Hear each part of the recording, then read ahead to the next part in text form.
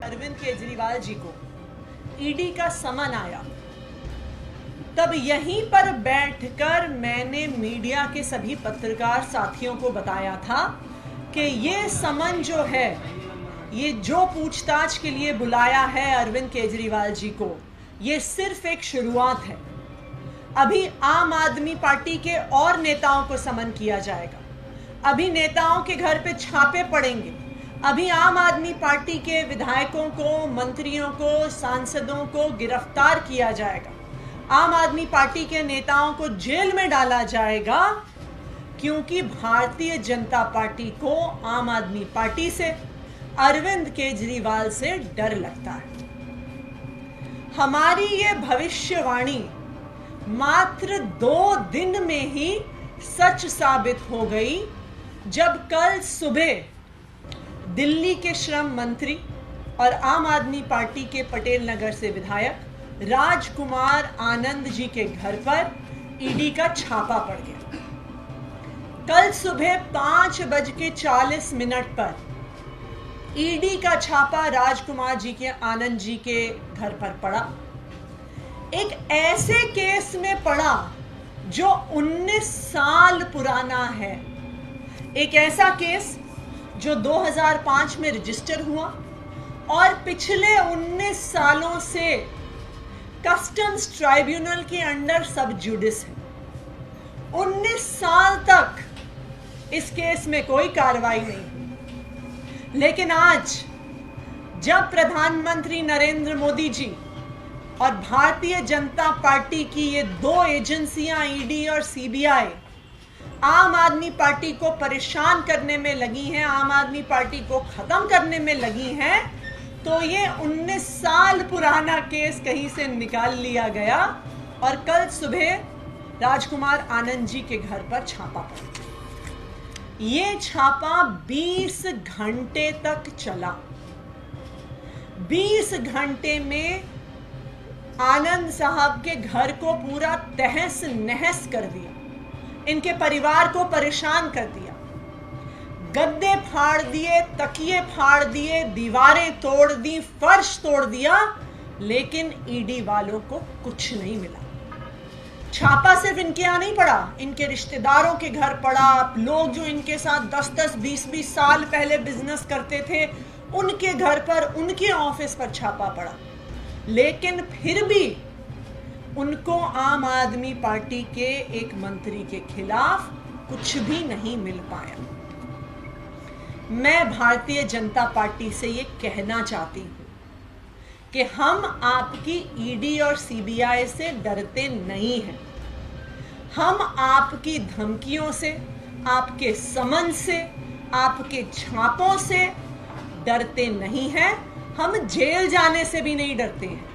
तो अगर भारतीय जनता पार्टी और प्रधानमंत्री नरेंद्र मोदी जी को लगता है कि वो ईडी के छापों से, सीबीआई के छापों से, ईडी के नोटिस से आम आदमी पार्टी के नेताओं को, मंत्रियों को डरा देगी, हमें चुप करा देगी, हमारे काम रुकवा देगी, तो मैं आपको बता दूं कि ऐसा होने वाला नहीं है। आम आदमी पार्टी के नेता अपने सर पर कफन बांध कर निकले हैं। हम दिल्ली की जनता के लिए काम करते रहेंगे और हम भारतीय जनता पार्टी और उसके भ्रष्टाचार के खिलाफ आवाज उठाते रहेंगे। अब मैं रिक्वेस्ट करूंगी राजकुमार आनंद जी से कि वो अपनी बात रखें।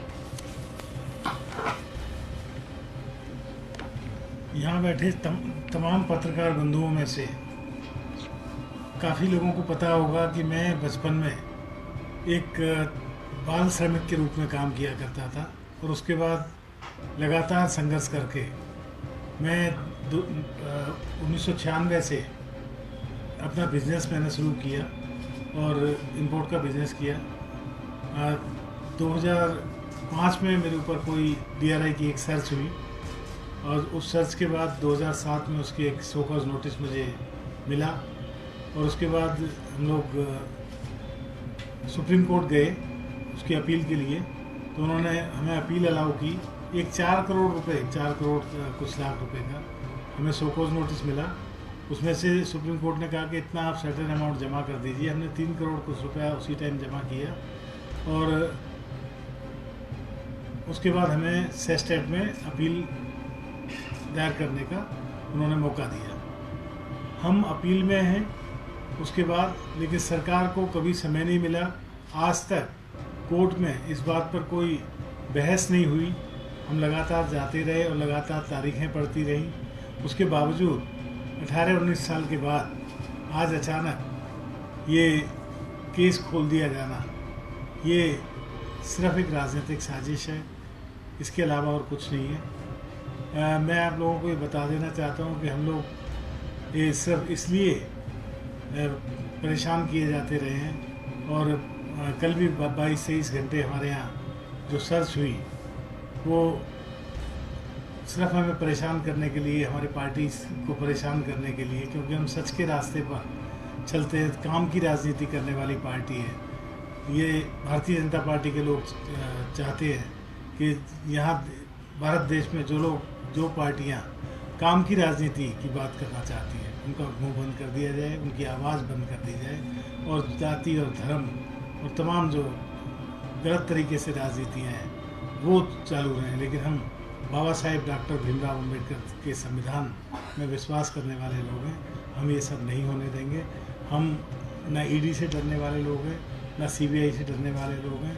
हम अपने नेता अरविंद केजरीवाल के साथ खड़े हैं और साथ खड़े रहेंगे, और उनके पद चिन्हों पर चलने के लिए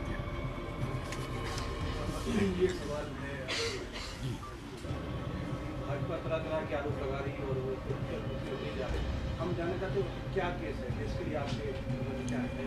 ये ड्यूटी एवेजन का केस है, जैसा कि पेपर में भी है, ईडी ने भी बोला है, वो ठीक है, ड्यूटी एवेजन का केस है।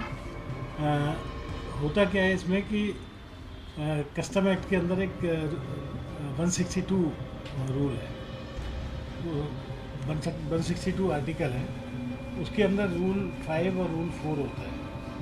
उनके अंदर क्या होता है कि जब कोई आप गुड्स इंपोर्ट करते हैं तो उसमें एक रूल, तो रूल 5 इसमें लगता है कि उसका जो प्रॉपर थिकनेस, उसकी प्रॉपर जो डायमेंशंस हैं उनको चेक करना, साइज चेक करना, उसको वेरीफाई करना, पैकिंग लिस्ट जो होती है किसी भी चीज़ की, कंटेनर की, उससे मिलाना, फिजिकली चेक करना गुड्स को निकाल के, उससे वेरीफाई करके वो साइन करेगा अप्रेजर और असिस्टेंट कमिश्नर, उसको रूल 5 बोलते हैं। और एक होता है रूल 4।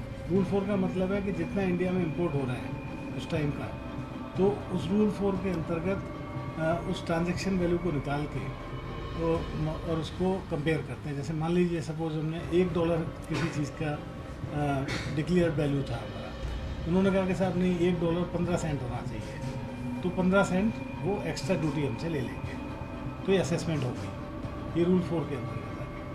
हमारे साथ जब ये हुआ, सर्च हुई, और ये हमें जब शो कॉज नोटिस मिला, तो हमने जितनी भी हमारी बिल ऑफ एंट्रियाँ थी, 300 कुछ बिल ऑफ एंट्रियाँ थी, हमने एक एक बिल ऑफ एंट्री के लिए RTI लगाई कि श्रीमान जी हमें ये बताया जाए कि हमारा ये जो कंटेनर आपने क्लियर किया था किस रूल के अंतर्गत क्लियर किया था। सबने हमें जवाब दिया कि हमने आपका कंटेनर रूल 4 और रूल 5 फॉलो करने के बाद क्लियर किया था।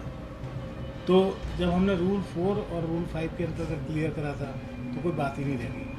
DRI ने जब हमारे यहाँ सर्च की तो उन्होंने कहा कि जी हम तो $3 के हिसाब से ड्यूटी असेस करेंगे। तो आप बताइए कि एक के बाद उन्होंने एक 15 कर दिया या एक 50 कर दिया, उसके बाद वो 3 में कैसे कर सकते हैं।